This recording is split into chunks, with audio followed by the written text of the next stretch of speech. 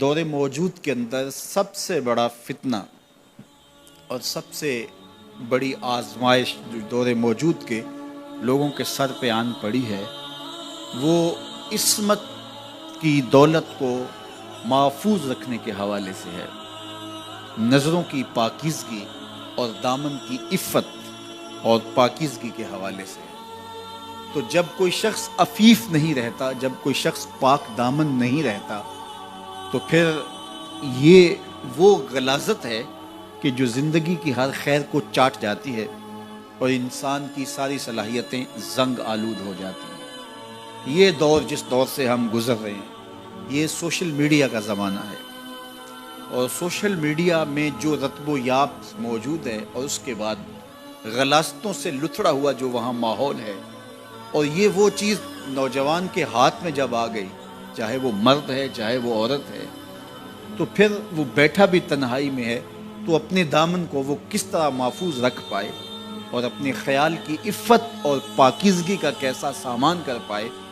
ہمیں سورہ یوسف یہ سبق دیتی ہے کہ ساتوں دروازے مقفل ہوں اور کوئی دیکھنے والا موجود نہ ہو، اور حسن قدموں میں بچھنے کے لیے خود بےتاب ہو۔ ایک یقین اور ایک عقیدہ ایسا ہے جو دامن پہ ایک دھبا اور ایک چھینٹا بھی گناہ کا نہیں پڑنے دیتا، اور وہ یقین یہ ہے کہ میرا اللہ مجھے دیکھ رہا ہے۔ ہمارے معاشرے کا ایک بہت بڑا مسئلہ حسد ہے، بغض ہے، کہ باہمی حسد نے ہمارا سکون چھین لیا ہے، ہمارے قرار کو لوٹ لیا ہے۔ چھوٹے سے لے کر بڑے تک حسد کی آگ میں جل رہے ہیں، بھائی بھائی کا گلا کاٹنے کے لیے تیار ہے، اور قومیں ایک دوسرے کے ساتھ حسد میں مبتلا ہیں۔ علماء کا طبقہ ہو یا فقراء کی جماعت ہو، درویش اور فقیر لوگ ہوں یا تجار کا طبقہ ہو، آج حسد کا دنیا کے اوپر پہرا ہے، اور حسد اور بغض اور کینہ اور نفرتیں اسی کا دور دورہ، اس کی حکومت چل رہی ہے، اس کا سکہ چل رہا ہے۔ حکومت کے ایوانوں سے لے کر کے فقیر کی جھونپڑی تک آپ کو حسد کی ہی شہنشاہی دکھائی دے گی۔ سورہ یوسف ہمیں بتاتی ہے کہ حاسد کس طرح نامراد ہوتے ہیں اور محسود کس طرح کامیاب اور بامراد ہوتا ہے۔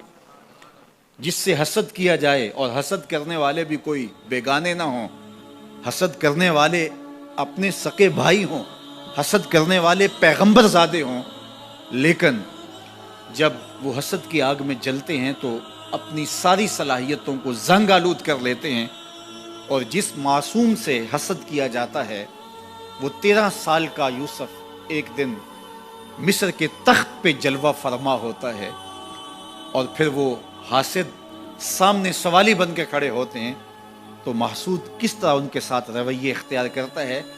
یہ صورت ہمیں رویوں کا حسن بھی سکھاتی ہے، رویوں کا جمال بھی بتاتی ہے کہ رویے کتنے خوبصورت ہونے چاہیے۔ تمہارے ساتھ اگر کسی نے اچھا سلوک نہیں کیا تو جب تم ایسی مسند پہ پہنچتے ہو جہاں تمہیں عزتوں سے نوازا جاتا ہے تو تمہارے رویوں کی خوبصورتی کیا ہونی چاہیے۔ سورہ یوسف میں یہ بھی بتاتی ہے کہ عزتیں اللہ کی عطا ہوتی ہیں، اور جب کوئی بندہ اللہ پر کامل بھروسہ کر کے بیٹھ جائے اور اس کا اللہ پر توکل مضبوط ہو جائے تو اس کو چاہے اندھے کنویں میں بھی کیوں نہ لٹکا دیا جائے، اللہ وہاں سے نکال کے بھی تخت پہ بٹھانے پہ قادر ہے۔ علماء تفسیر نے لکھا ہے جو سورہ یوسف کو سمجھتا ہے، سورہ یوسف کی تلاوت کرتا ہے، حاسد اس کا کچھ نہیں بگاڑ سکتے۔ اللہ تعالیٰ اس کو حاسدین کی شر سے محفوظ فرماتا ہے۔ اور ہمارے بزرگوں سے یہ منقول ہے کہ جو سورہ یوسف تلاوت کرے اس کے بیٹوں کے یا بیٹیوں کے رشتے نہ ہو رہے ہوں تو وہ روزانہ کی بنیاد پہ اس مقصد کے لیے اگر سورہ یوسف تلاوت کرتا ہے تو اللہ اس کے لیے صالح اسباب پیدا فرما دیتا ہے، بہترین اچھے اور صالح اور نیک رشتے اللہ تعالیٰ اس کو نصیب فرما دے گا سورہ یوسف کی تلاوت کے ساتھ۔ تو سورہ یوسف ہماری زندگی کے اندر روشنیاں بھرتی ہے۔ میرے حضور سے پوچھا گیا مومن بخیل ہو سکتا ہے؟ کہا نہیں، مومن سخی ہوتا ہے، لیکن ہو سکتا ہے کبھی بخل بھی کر جائے، بشر ہی تو ہے۔ پھر پوچھا گیا مومن بزدل ہو سکتا ہے، کہا نہیں بہادر ہوتا ہے، لیکن ہو سکتا ہے کبھی بزدلی بھی کر جائے۔ بلکہ ایک مقام پہ فرمایا مبخلتن مجبنتن، اولاد کے بارے میں فرمایا جب بندے کی اولاد ہو جاتی ہے تو دو خصلتیں آ جاتی ہیں، اولاد بخیل بھی کر دیتی ہے، اولاد بزدل بھی کر دیتی ہے۔ جب بندے کی اولاد نہیں ہوتی ہے تو اس وقت بڑا دلیر ہوتا ہے، ہر میدان میں ہاتھ ڈال لیتا ہے، اولاد کے بعد تھوڑا سوچنے لگتا ہے۔ تو میرے حضور نے فرمایا مبخلتن مجبنتن، اولاد تھوڑی سی بخل بھی پیدا کر دیتی ہے، اولاد تھوڑی سی بزدلی بھی پیدا کر دیتی ہے۔ تو پوچھا گیا مومن بزدل ہو سکتا ہے؟ کہا دلیر ہوتا ہے، لیکن ہو سکتا ہے کبھی بزدلی بھی کر جائے۔ پھر پوچھا گیا بخیل ہو سکتا ہے؟ کہا سخی ہوتا ہے، لیکن ہو سکتا ہے کبھی بخل بھی کر لے۔ تیسری بات میرے حضور سے پوچھی گئی مومن جھوٹا ہو سکتا ہے؟ فرمایا جھوٹا نہیں ہو سکتا، یہ طے شدہ بات ہے کہ مومن ہو اور جھوٹا ہو یہ نہیں ہو سکتا۔ میں اور آپ اپنی زندگی میں اتریں، اپنے شب و روز میں اتریں، اپنے کاروبار میں اتریں، اپنے دوستوں کی بیٹھک میں اتریں اور دیکھیں ہماری زندگی میں کہیں جھوٹ تو نہیں جڑا ہوا۔ میرے حضور نے تو مومن کی شان بیان کی کہ وہ جھوٹا نہیں ہوتا، اور میرے حضور کا نمایاں وصف صادق اور امین ہے، جس کو کافر بھی مانتے تھے۔ جب آقا کریم نے کوہ صفا پہ چڑھ کے کہا میں اگر کہوں کہ پہاڑ کی دوسری جانب سے ایک لشکر آ رہا ہے جو تمہیں تاخت و تاراج کر کے رکھ دے گا تو تم میری بات مان لو گے؟ تو انہوں نے کہا نہ بھی نظر آیا تو ہم کہیں گے ہم اندھے ہیں آپ سچے ہو۔ جو اتنا سچا، جس کی صداقت کی قسمیں کھائی جائیں، جس کی امانت کی قسمیں کھائی جائیں، ہم اس کے غلام اور اس کی امتی ہوں۔ یہ بالکل آپ کے پاس جاپان بستا ہے، ایشیائی ملک ہے، اور وہاں بچہ بھی جھوٹ نہیں بولتا، وہ کوئی اور گوشت پوست کے بنے ہوئے انسان ہیں، نفس اور شیطان ان کے ساتھ نہیں جڑا ہوا؟ کیا ان کی ضروریات اور ان کی مجبوریاں نہیں؟ لیکن وہ جھوٹ کیوں نہیں بولتے؟ ان کی ماں نے بتایا بیٹے جھوٹ نہیں بولنا، ان کے باپ نے بتایا بیٹے جھوٹ نہیں بولنا، ان کے استاد نے اسکول میں بتایا بیٹے جھوٹ نہیں بولنا۔ اور ہم کیوں بولیں؟ ہمارے نبی نے بتایا جھوٹ نہیں بولنا، ہمارے آقا نے بتایا کہ جھوٹ نہیں بولنا۔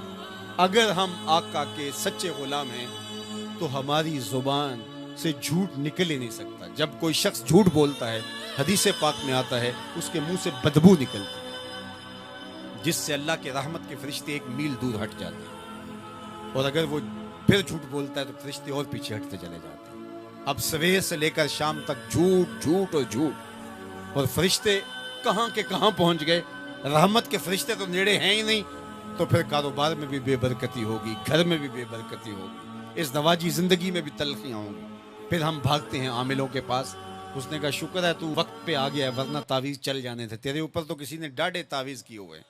او میاں وہ تعویذ جھوٹ کا ہے، وہ جادو ٹونا جھوٹ کا ہے۔ رحمت کے فرشتے دور ہٹ گئے اور ہم اندھیروں میں آ گئے۔ آؤ سچائی کو شعار زندگی بنا لو، رحمت کے فرشتے اپنے نوری پر تان دیں گے تمہارے اوپر، اور تم ایک انوار کے ماحول میں جینا سیکھ لو گے۔ میرے حضور علیہ السلام کا بتایا ہوا دین، میرے حضور کا دیا ہوا شعار حیات، میرے حضور کے دیے ہوئے انداز زندگی، وہ اختیار کر کے ہم ایک پاکیزہ ستھری طیب اور صاف زندگی گزارنے کا تصور حاصل کر کے ایک خوشگوار زندگی جینے کی کوشش کریں۔ آئیے میں اور آپ آج دیکھیں کہ ہمارے ساتھ کوئی ایسا عمل، کوئی ایسا رویہ تو نہیں جڑا جو حضور کے بتائے ہوئے طریقوں سے ہٹ کر ہے۔ آؤ اپنی زندگی کو ان کے قدموں میں ڈال دیں، ہمارا رویہ بتائے ہم حضور کے غلام ہیں، ہمارا طرز زندگی بتائے ہم حضور کے غلام ہیں، ہمارا انداز حیات بتائے ہم حضور کے غلام ہیں۔